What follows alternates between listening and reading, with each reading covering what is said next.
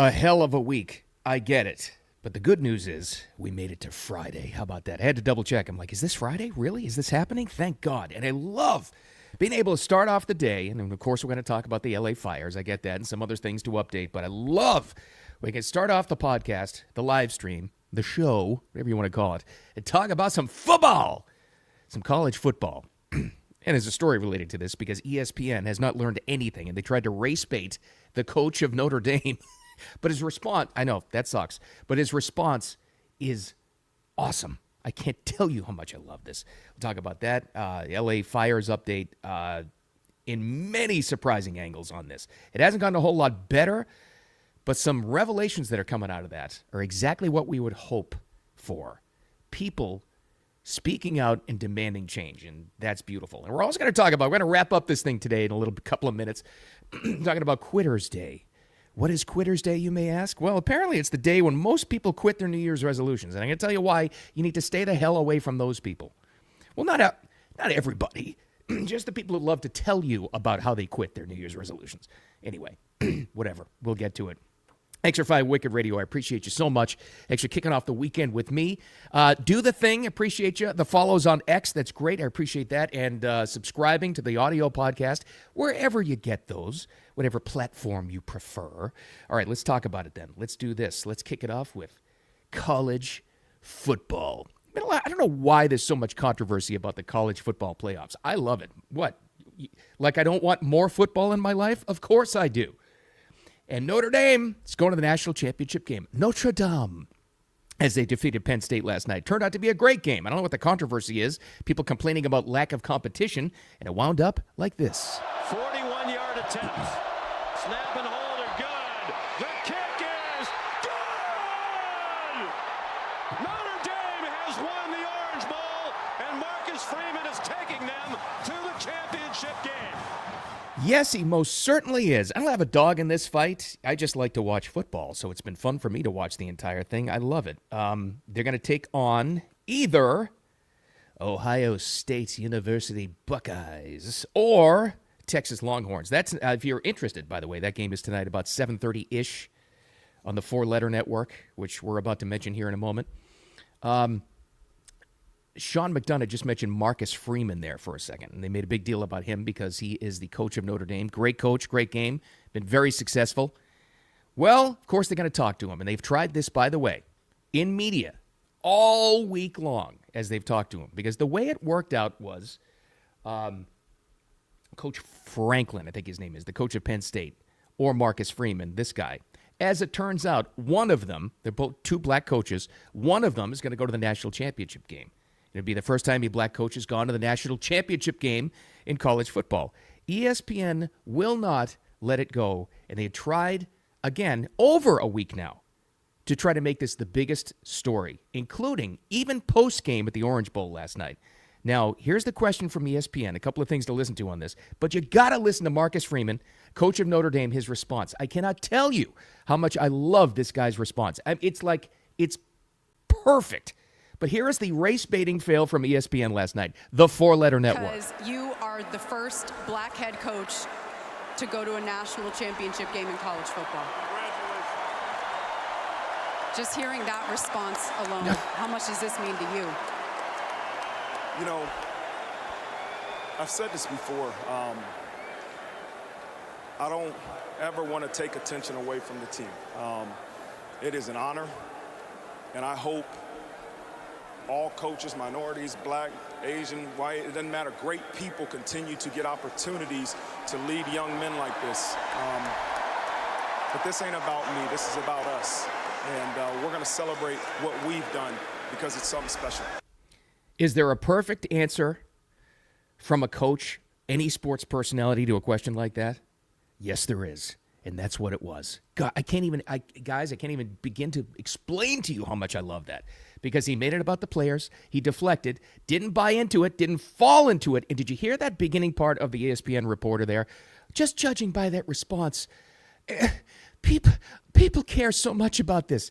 There was no response from the crowd. They made the exact same noise that they did from the beginning. And when you're in the stadium, you can hardly hear what they're saying over the loudspeakers anyway. There was no big response. They're trying to pretend that you or I or the sports fans or Notre Dame fans or college football or anybody cares about what they're trying to push. The only people who give a crap about the race issue as far as who's first, who's there, it's so important, breaking down barriers, is them. These absolute dopes in the national news and national sports media.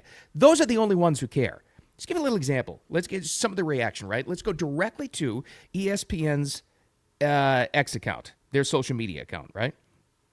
Let's just go, and I'll just randomly, literally, just grab some of the comments under their post of that exact same clip you heard of Marcus Freeman's response to that question. Very first one. Great answer by Marcus Freeman. I wish ESPN would drop race baiting. Let's celebrate Notre Dame winning, blah, blah, blah. Yes, absolutely.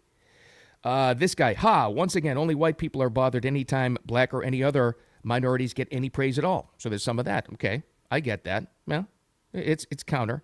This isn't about color. Why does ESPN push this? I get this. Somebody else just did a picture of a big middle finger to ESPN. I understand this. Love how Freeman takes your narrative and turned it into being there to help lead young men. That's a great response. Yeah, too bad your reporter tried to make it about race and he wasn't having it.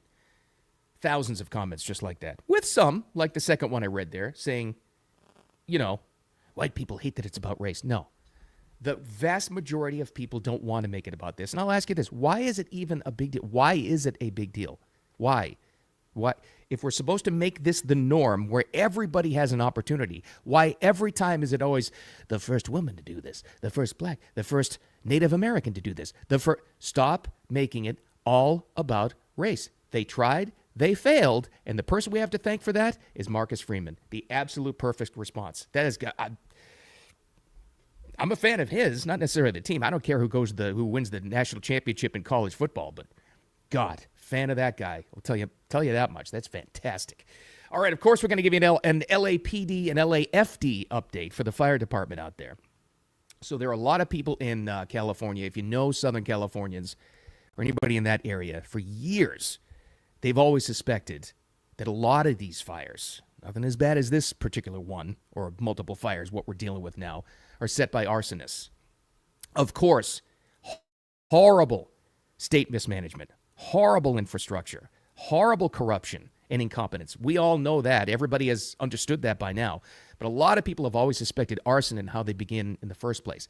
But it's tough to actually confirm that or prove that because, well, the police don't want to name that because they don't want copycat crimes. And also, a lot of them just get away with it. Well, this was an amazing thing. One of the other fires, and there are multiple fires that have popped up through this thing. It was called the Kenneth Fire. Another one burned many acres. LAPD came out and said absolutely confirmed this one was set intentionally by an arsonist. Not only that, though, listen to this cop talking to the reporter where he says the people, this is key, the people caught this arsonist and apprehended him until the cops got there. Here's the LAPD just yesterday. This one is about the Kenneth Fire. What we know right now is that the incident started here, and about 30 minutes later, a suspect was detained over in Woodland Hills area by citizens. So someone purposely set the Kenneth Fire? At this time, that's what we believe, yes. Do you know how or why they did that? That I don't know. Is this a crime scene right now? Yes. So everything's closed off? It's being investigated as a crime. How about that? Flat out admitting and telling the truth, and good for them, that this was set by an arsonist, this one. This Kenneth Fire, one of the many fires that have popped out, confirmed by the cops. That's one of their public information officers. And not only that, did you catch that in there too? Apprehended and detained by people in the neighborhood who caught him and saw him doing this and held him until the cops could get there. It just all goes back to what you and I have been talking about on this thing.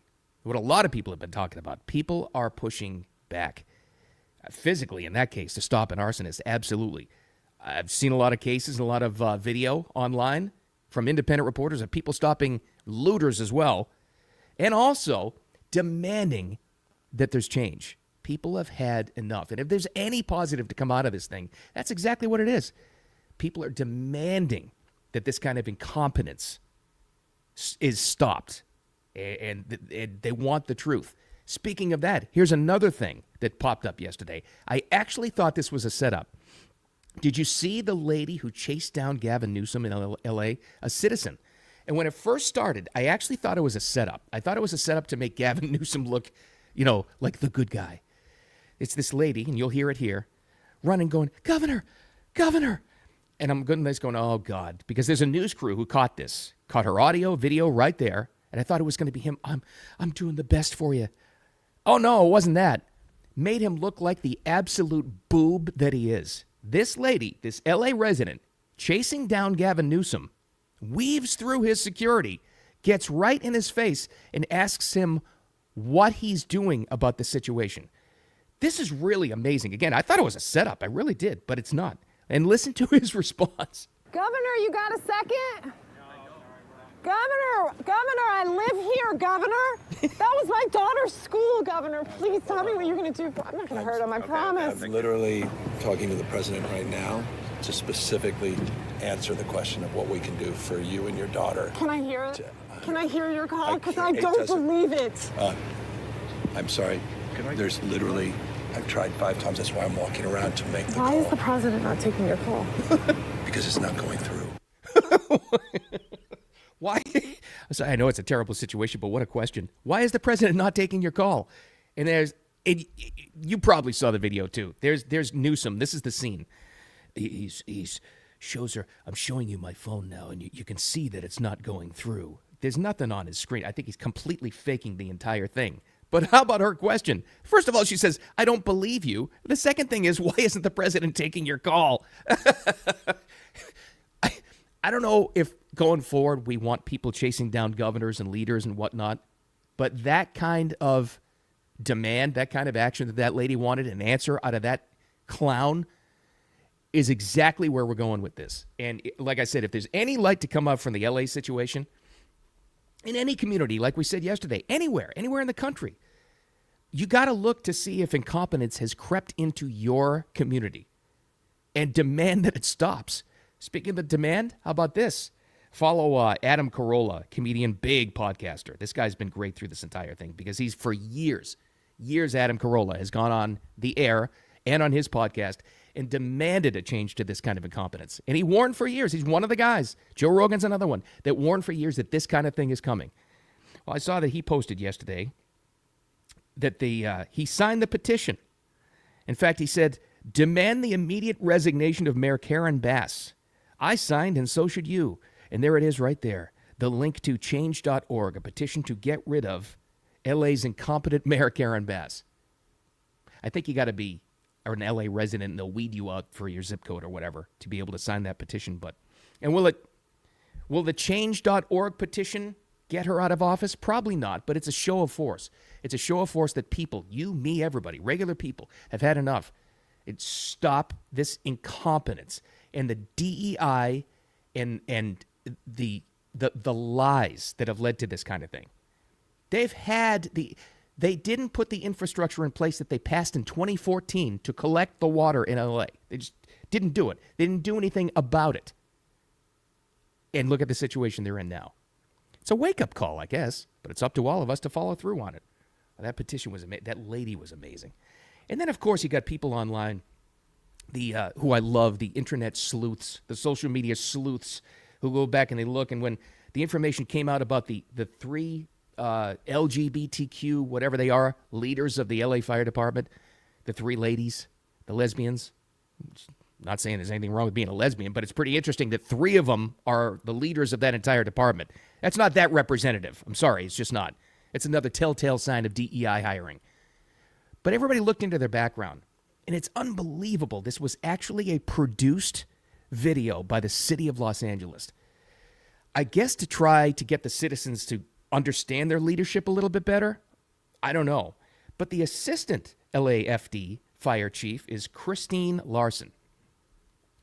There's a video of her answering questions, and I guess it's to dispel all the myths about an all-female leadership staff or something like this. I don't know. So took on a bunch of, and one of the questions was, why is it important to have representative leadership? And she said something like, because when we come to rescue you and you know that someone can understand your situation better, it matters and blah, blah, blah, blah, blah. There's also this little nugget in there. Look this up if you have a chance on your own time, over the weekend or early next week or whatever it is, and find this. They actually produced this and they kept it in and they didn't edit it out. She's answering the question and the pushback of a female assistant fire chief not being strong enough or, to handle, like specifically they asked, what if you can't carry my husband out of a fire? Like, what if you can't do that? Listen to how she answers this question. It's unbelievable. I can't believe they kept this in there. And of course, now it's viral. It's basically blaming the victim. Here it is. The lead-in is, and this is what she answers. What if you can't carry my large husband? What if just physically you can't take care of that situation?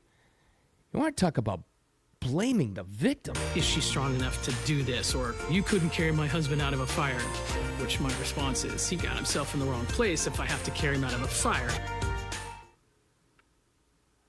He got himself in the wrong place if I have to carry him out of a fire. What? I don't do this a lot. I have to hear this again. Is she strong enough to do this? Or you couldn't carry my husband out of a fire? Which my response is, he got himself in the wrong place if I have to carry him out of a fire. They produced that. They kept it in, and it's out there. I can't, it's hard to believe that's even real. Well, if I can't carry you out of fire, that's your fault. You got yourself into a bad situation. You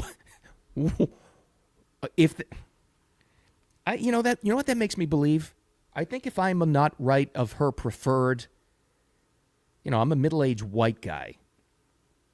I think she's not going to try that hard to pull me out of a window in a fire, to be completely honest with you. And I wouldn't have thought that until I saw that video or heard it twice.